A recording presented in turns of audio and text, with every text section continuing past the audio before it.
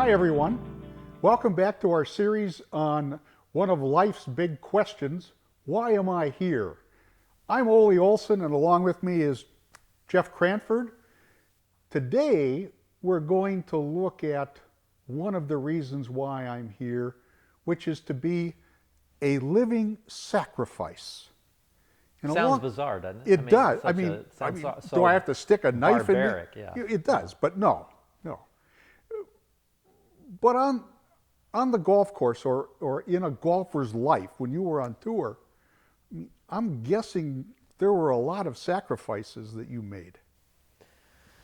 Again, we keep revolving back to that original "Who am I?" And if you see yourself, again, that's my hope from this is that you begin to identify as a professional follower of Jesus, if you will, not a recreational follower of Jesus, where you really see it, you pushing all your chips in.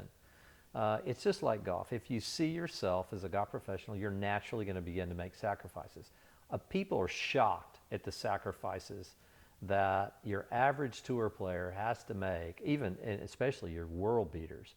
The sacrifices they've made. I'll never forget when I was in Germany. I was doing I played in the BMW a few years on the European tour through a sponsor's exemption, and I got a little bit of a chance to meet Bernhard Langer. We've done a few things with Bernhard Langer. He's obviously been part of the Links magazine.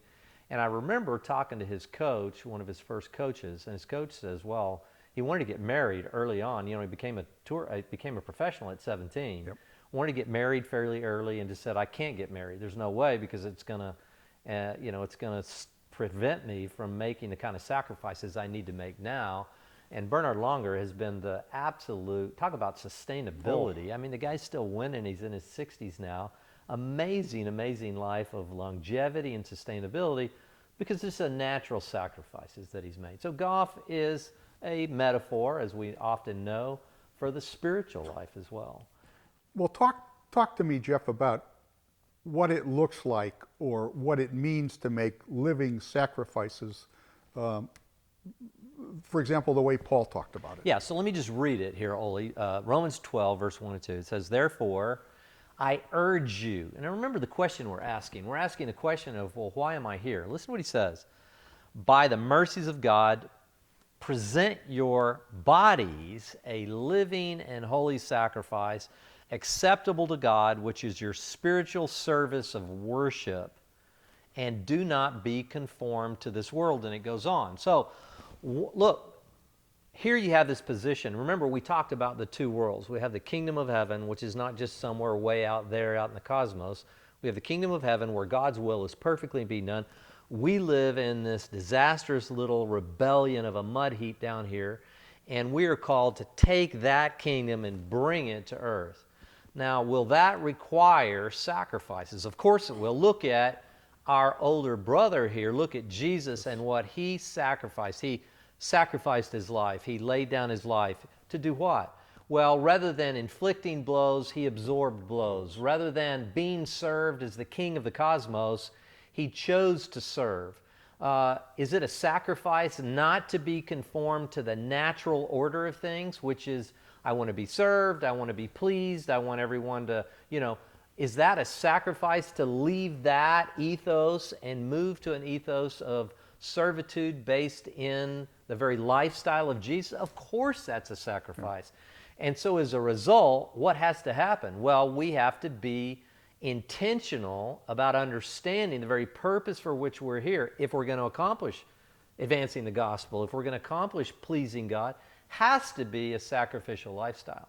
So why am I here? I'm here to be a pleasing sacrifice, which is actually just my spiritual service of worship. Tell me more about that in terms of this pleasing service of worship. So when we think about worship, we think about sing lines 1, 3, and 5 if you're a Presbyterian and you sing out of a hymnal or whatever. Yeah. That's worship. But worship is so much more than that. Worship is telling God how much he is worth. It actually etymologically comes from his worthiness, right? And so we are ascribing worth and value to God and his agenda, and in doing so, we necessarily have to be sacrificial.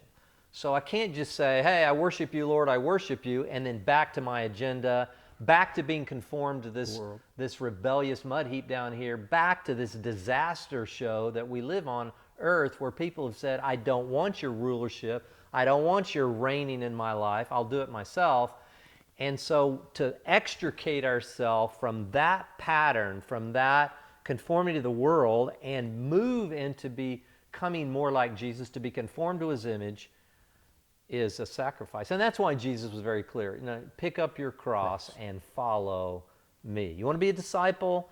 Sacrifice is inevitable. Not being a hermit, not living off in some cave, not some monastic asceticism. No, no, no. Just the natural exit from this world to focus on the other is going to require sacrifice. Interesting. Jeff, thanks for sharing and fleshing out for us what it means to be a living sacrifice that also gives meaning to that question of why am I here? Hope you enjoyed this. We look forward to seeing you next week when we look at another reason that helps explain why we're here.